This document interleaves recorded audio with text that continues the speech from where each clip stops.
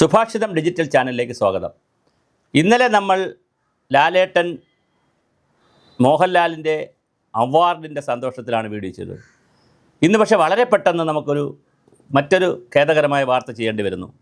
മമ്മൂട്ടി നമ്മുടെ മെഗാസ്റ്റാറാണ്, സൂപ്പർ സ്റ്റാറാണ്, വളരെ പ്രധാനപ്പെട്ട മമ്മൂക്കായുടെ വീട്ടിൽ, മമ്മൂക്കയുടെ വീടെന്ന് പറയുമ്പോൾ അദ്ദേഹമായി ഇതിൻ്റെ മകൻ്റെ വീട്ടിലാണ്, എന്നാലും അദ്ദേഹത്തിൻ്റെ വീട്ടിലും മകൻ്റെ വീട്ടിലുമൊക്കെ പോലീസ് എക്സൈസ് റെയ്ഡ് നടന്നിരിക്കുന്നു. പൃഥ്വിരാജിൻ്റെ വീട്ടിലുമുണ്ട്, ദുൽഖർ സൽമാൻ്റെ വീട്ടിലും നടന്നിരിക്കുന്നു.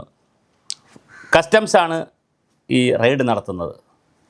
ഭൂട്ടാൻ സൈന്യം ഉപേക്ഷിച്ചിട്ട് പോയിട്ടുള്ള നിയമവിരുദ്ധമായി ഇന്ത്യയിലേക്ക് കടത്തി രജിസ്റ്റർ ചെയ്ത വിറ്റഴിച്ച കുറേ കാറുകളുടെ എണ്ണം കണ്ടുപിടിക്കാനാണ് ഈ ഓപ്പറേഷൻ നുംകൂറിൻ്റെ ഭാഗമായിട്ടാണ് റെയ്ഡ്.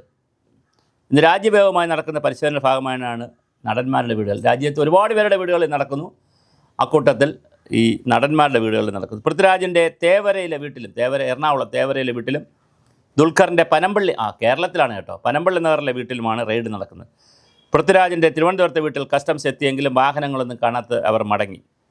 കൊച്ചി, കോഴിക്കോട്, തൃശ്ശൂർ, മലപ്പുറം, തിരുവനന്തപുരം ജില്ലകളിലെ 30 ഇടങ്ങളിൽ പരിശോധന നടത്തുന്നതാണ് വിവരം. ചില വ്യവസായികളുടെയും ഇടനിലക്കാരുടെ വീടുകളിലും ചില വാഹന ഷോറൂമുകളിലും റെയ്ഡ് നടക്കുന്നുണ്ട്. ക്രമക്കേടുമായി ബന്ധപ്പെട്ട് ഒരുപാട് രേഖകൾ പിടിച്ചെടുത്തതായും പറയുന്നു. അതിപ്പോൾ ആരുടെയൊക്കെ വീട്ടിൽ നിന്ന് പിടിച്ചെന്ന് അറിയില്ല.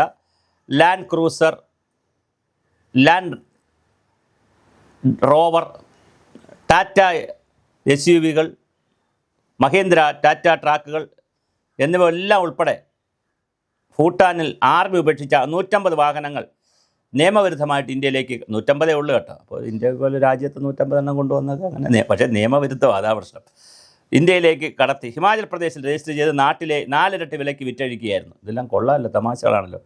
ഹിമാചൽ പ്രദേശിലെ HP 52 രജിസ്ട്രേഷൻ നമ്പറിലാണ് കൂടുതൽ വാഹനങ്ങളും രജിസ്റ്റർ ചെയ്തിട്ടുള്ളത്. അവിടുത്തെ രജിസ്ട്രേഷൻ അതോറിറ്റിയുടെ NOC നിരാക്ഷേപ പത്രം ഉൾപ്പെടെയാണ് കേരളത്തിൽ കാറുകൾ വിറ്റതും കേരളത്തിൽ എത്തിച്ച പല വാഹനങ്ങളും രജിസ്റ്റർ ചെയ്ത് KL നമ്പറുകളാക്കിയിട്ടുണ്ട്. 5 ലക്ഷം രൂപയിൽ താഴെ വിലയ്ക്കാണ് ഭൂട്ടാൻ പട്ടാളം വാഹനങ്ങൾ ഒരുമിച്ച് വിറ്റത്. ഇത്തരം വാഹനങ്ങൾ കേരളത്തിൽ 40 ലക്ഷം രൂപയ്ക്ക് വരെ വിറ്റഴിച്ചിട്ടുണ്ടെന്നാണ് അന്വേഷണ സംഘത്തിന് ലഭിച്ച വിവരം. അപ്പോൾ എന്തായാലും വളരെ വലിയൊരു വാർത്തയാണ്. 140 സ്ഥലങ്ങളിൽ 140 വാഹനങ്ങൾ പിടിച്ചെടുക്കാനുള്ള ശ്രമമാണ് നടത്തിയത്. മമ്മൂട്ടിയുടെയും ദുൽഖർ സൽമാൻ്റെയും അതുപോലെ പൃഥ്വിരാജിൻ്റെയൊക്കെ വീടുകളിൽ വലിയ റെയ്ഡാണ് നടക്കുന്നത്.